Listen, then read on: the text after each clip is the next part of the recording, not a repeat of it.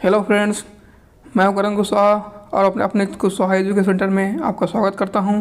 और आज मैं रोज़ की तरह फिर से navy, air force and Indian Coast Guard DBN के लिए महत्वपूर्ण क्वेश्चनों को लेकर आया हूं, जो कि आज के सेशन में बहुत ही इम्पोर्टेंट क्वेश्चन को मैं पढ़ाऊँगा। यदि आप इसको पूरा नहीं देखेंगे तो बाद में आप क्या पछताएँगे। इसलिए ज़्यादा देर न करते हुए मैं क्वेश्चन को शुरू करता हूँ। हमारा पहला क्वेश्चन है कि किस ग्रह में चंद्रमा की संख्या क्या होती है, अधिकतम होती है। जैसा कि मैं जानता हूँ कि ज़्यादातर लोग लगाएंगे क्या, बृहस्पतिवार उत्तर लगाएंगे, क्योंकि उनको पता है कि सबसे बड़ा क्या होता है, ग्रह बृहस्पति होता है, तो इसलिए वहाँ पर वो लगाना पसंद करेंगे। जो कि क्या होगा, ये क्या होगा, आंसर रॉन्ग होगा। इसका राइट आंसर क्या होगा, जो कि देखो मंगल ग्रह में तो पहली बात मंगल ग्रह में क्या होते हैं, 2 उपग्रह होते हैं, जो क्या कहते हैं, डिमोस और फमोस कहते हैं। और शुक्र का तो कोई ग्रह नहीं होता, 0 होता है। और बृहस्पति का कितना होता है उपग्रह, 79 होता है। जो कि जो शनि का है वो उपग्रह कितने होते हैं, 82 होते हैं। इसका राइट आंसर क्या हुआ, शनि, यानी शनि आंसर क्या हुआ, इसका राइट हुआ। आइए अगले क्वेश्चन की ओर बढ़ते हैं। परमाणु ऊर्जा के आयोग के प्रथम अध्यक्ष कौन थे। परमाणु ऊर्जा के क्या कहते हैं, अध्यक्ष कौन थे, ये पूछ रहा है।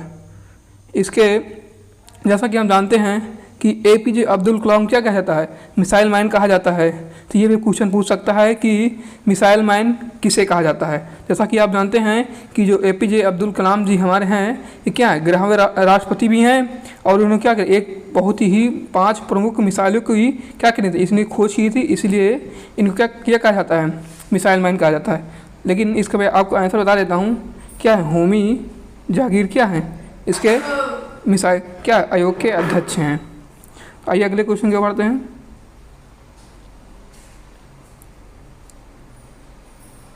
शांति निकेतन की स्थापना की थी। इसमें पूछ रहा है शांति निकेतन की स्थापना किसने की थी। जैसा कि हम जानते हैं महात्मा गांधी नहीं होंगे, इसकी क्या हो जाएगा, और थॉमस मैकले भी नहीं होंगे। तो इसका राइट आंसर क्या हो जाएगा, रविन्द्रनाथ टैगोर। इसका क्या हो जाएगा, राइट आंसर होगा। जैसा कि हम जानते हैं कि महात्मा गांधी क्या कहता है, बापूजी कहा जाता है। और मैकले क्या थे, एक के बहुत ही अच्छे फोटोग्राफर थे।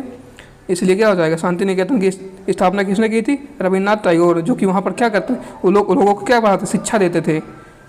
शांति निकेतन में वहाँ शिक्षा देने के लिए ही 1930 में क्या करेगा, इसकी स्थापना की थी। आइए अगले क्वेश्चन की ओर बढ़ते हैं। कौन सा शहर कर्क रेखा के निकट स्थित है। तो इसमें आपको बताना है कौन सा शहर क्या कर्क रेखा के निकट स्थित है, सबसे निकट। तो दिल्ली हमारा सरकार होता है।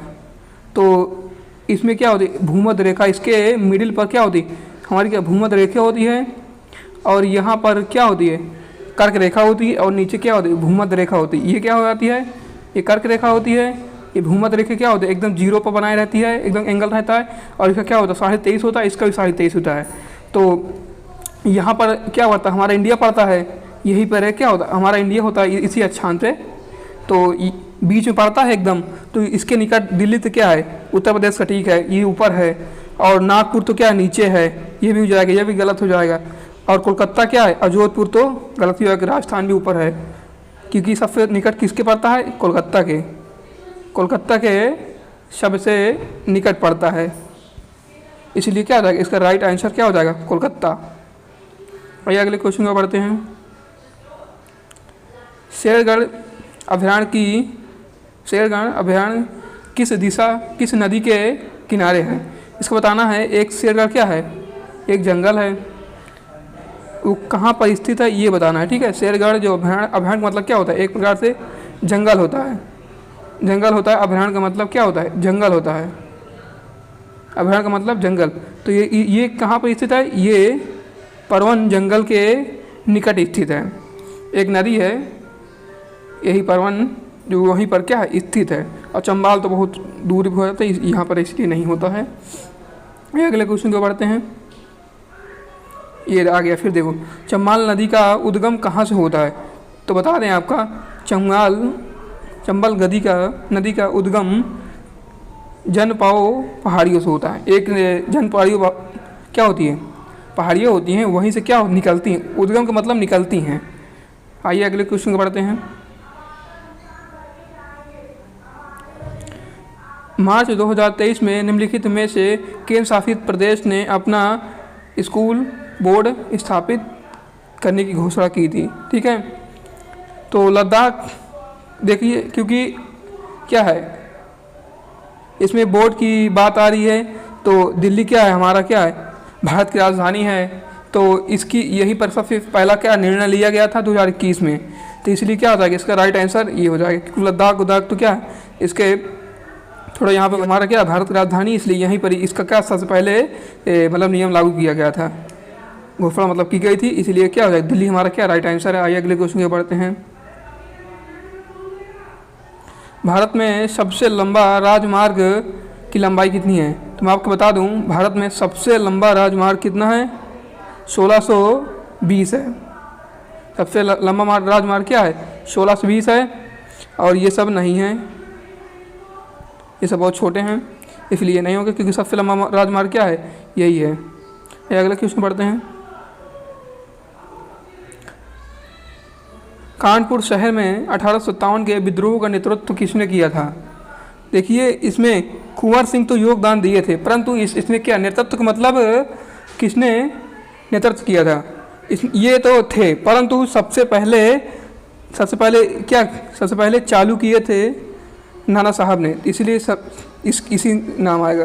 परंतु ये भी शामिल थे, परंतु इन्होंने बाद में नेतृत्व किया था, मतलब जो लड़ाई हो गई थी, शुरू हो गई थी विद्रोह बगावत की जब हो गई थी, तब यहाँ पर क्या शुरू ये लोग आए थे लड़ने, इसलिए क्या हो जाएगा, इसका राइट आंसर हो जाएगा नाना साहब। अगले क्वेश्चन को पढ़ते हैं। कालीबंगा किस प्रदेश में विद्वान है?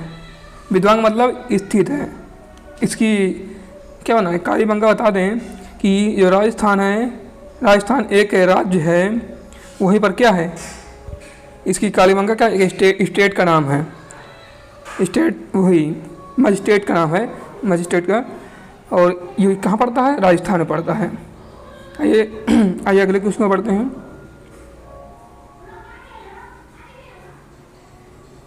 भारतीय नेपोलियन किसे कहा जाता है? तो आपको बता दें, ये भी क्वेश्चन क्या इंपॉर्टेंट है, हालांकि मैंने आपको पहले ही बता दिया है कि जितने भी क्वेश्चन आज लेके आए बहुत ही इंपॉर्टेंट है कि भारतीय नेपोलियन किसे कहा जाता है। तो भारतीय नेपोलियन समुद्रगुप्त को कहा जाता है, चंद्रगुप्त थे नहीं, क्योंकि नेपोलियन थे नहीं, समुद्रगुप्त ही था, इसलिए क्या इनको ही कहा जाता है, क्या Samudragupta Maurya. Napoleon Adolf Hitler 1889 से 1945 क्या, ये 1889 में क्या हो जन्म लिए थे, और 1945 में क्या हो इनकी डेथ हो गई थी। किस देश में पैदा हुए थे? ठीक है, हालांकि इसमें से 90% मैं कह सकता हूँ दावे के साथ कि ये क्या टिक लगाएंगे, जर्मनी में लगाएंगे, क्योंकि जनवरी में क्या हिटलर ने तानाशाह स्थापित किया था, तो वहीं पर लगाने क्या चाहेंगे, जो कि मैं आपको बता दूं कि इसका राइट आंसर क्या हो जाएगा, ऑस्ट्रिया हो जाएगा। ऑस्ट्रिया एक राइट ऑप्शन हो जाएगा, क्योंकि ये पैदा तो वहीं हुए थे, लेकिन जो जीवन यापन अपना किए थे वो कहाँ किए थे, जर्मनी में किए थे, लेकिन पैदा होने की बात कर रहा है तो ऑस्ट्रिया हो जाएगा, जो कि ये बहुत बड़ा हिटलर था, मतलब तानाशाह था। सभी देशों को इसी के कारण द्वितीय युद्ध जो हुआ था, वरना ये नहीं होता तो शायद द्वितीय युद्ध नहीं होता। इसलिए अच्छा, आइए अगले क्वेश्चन को पढ़ते हैं। भारतीय संविधान बना तब कितनी अनुसूचियाँ थे? जब वो बाबा भीमराव अम्बेडकर जी ने संविधान को क्या बनाया था, तो कितनी अनुसूचियाँ थी? तो इसकी कितनी अनुसूचियाँ थी? 8 अनुसूचियाँ थी। क्या 8 अनुसूचियाँ थी? अब लगभग 12 हो गए, 12 हो गया। नहीं, पहले जब बना था तो कितनी थी? 8 थी, लेकिन अब परंतु क्या हो गई, 12 हो गया। तो इसको भी याद रखिए, किसको भी याद रखिएगा। वर्तमान में कितनी है? 12 है। जो बना था जब संविधान तो 8 क्या थी? अनुसूचियाँ थी। आइए अगले क्वेश्चन को पढ़ते हैं। भारत के संविधान में 42वां संशोधन किस वर्ष किया गया था? ये इम्पोर्टेंट क्वेश्चन है। आप आज से मैं रिक्वेस्ट करूँगा कि आप मेरे कमेंट बॉक्स में इसका क्या उत्तर देना। ये आपके लिए क्या है, देखिए आप कमेंट में इसका आप उत्तर देना। आशा करता हूँ कि आप इसका उत्तर दे पाएंगे, क्योंकि बहुत ही इंपॉर्टेंट क्वेश्चन है। यदि आप स्वयं से करेंगे तो आपके क्या थोड़ा क्या एक्साइटेड होंगे इसको बताने के लिए, तो आप क्या इसे भूलेगा नहीं। बट इसे संशोधन में क्या किस बार संशोधन किया गया था, हालांकि आप नहीं बताएंगे तो मैं आपको कमेंट में उत्तर बता सकता हूँ, लेकिन मैं चाहता हूँ कि आप इसका कुछ आंसर बताएं। अगले क्वेश्चन में बढ़ते हैं। तो 14वां क्वेश्चन क्या होमवर्क के लिए आपको दिया मैंने, कमेंट में आप जरूर बताइएगा। भूमध्य रेखा कितने अक्षांश से होकर जाती है? जैसा कि मैंने आपको क्या बनाया था, अभी मैं क्या बनाया था भूगोल, हरी आपको समझाने के लिए फिर से बना देता हूँ मैं। ये क्या होता हमारी, ये क्या है गोल गोल होती है, जानते हैं आप में थोड़ा अच्छा नहीं चित्र बना, फिर से बना देता हूँ। ये क्या होगा, यहाँ एक बीचों बीच क्या होता है सेंटर होता है, उसी सेंटर से क्या होता है एक रेखा जाती है जिसे हम क्या कह देते हैं, जिसको हम क्या कहते हैं भूमध्य रेखा कह देते हैं।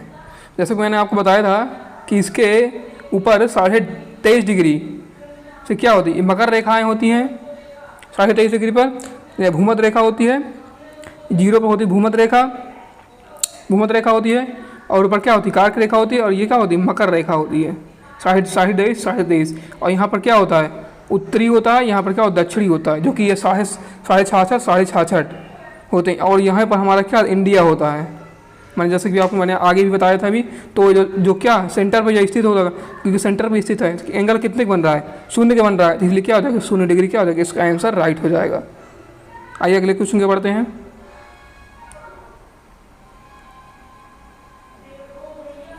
सबसे अधिक जनसंख्या घनत्व किसमें है?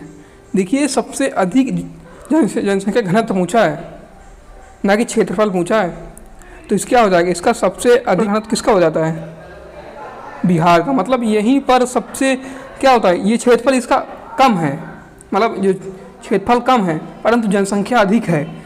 जब जहाँ पर जैसे ये एक प्रकार से क्या है एक क्षेत्र है जहाँ पर लोग यहाँ पर क्या है बहुत कम जगह है तो उसको घनत्व बोलते हैं। तो यहाँ पर क्या क्षेत्र से अधिक है लेकिन लोग वहाँ पर अधिक हैं, इसलिए क्या जनसंख्या घनत्व क्या है वहाँ पर सबसे अधिक है बिहार में, इसलिए क्या हो जाएगा बिहार राइट आंसर हो जाएगा। आइए अगले क्वेश्चन में बढ़ते हैं। विश्व में दुग्ध उत्पादन में प्रथम स्थान किसका है? जैसा कि आपने जानते हैं कि दुग्ध उत्पादन में भारत सबसे नंबर 1 पर है। भारत अपना देश बहुत महान है इस मामले में, इसलिए प्लीज़ अपने देश के लिए एक लाइक तो बनती है। क्या हो जाएगा भारत इसका क्या हो जाएगा बहुत क्या हो जाएगा इसका राइट आंसर हो जाएगा, जो कि अमेरिका दूसरे स्थान पर है और ये तीसरे स्थान पर है, और ये पता नहीं कितने में 10वें पर जो भी होगा इसके बारे में जानकारी। आइए अगले क्वेश्चन को पढ़ते हैं। ज्ञानपीठ पुरस्कार किस क्षेत्र के लिए दिया जाता है? ज्ञानपीठ जो पुरस्कार है मैं आपको बता दूं किसके लिए दिया जाता है, ये दिया जाता है साहित्य के लिए, साहित्य के लिए दिया जाता है। अगले क्वेश्चन में पढ़ते हैं। सफ़ेद हाथियों का देश के नाम से कौन प्रदेश जाना जाता है? तो मैं इसका बता दूं थाईलैंड क्या जाना जाता है सफ़ेद हाथियों के देश से, मतलब वहाँ पर बहुत सारे सफ़ेद हाथी हैं इसलिए क्या जाता है उनके नाम से ये क्या थाईलैंड प्रसिद्ध है, इसलिए क्या वो देश है थाईलैंड। दोस्तों आपने कितने प्रश्नों का उत्तर दे पाए आप कमेंट में ज़रूर बताइएगा। Thank you so much, thanks for watching video.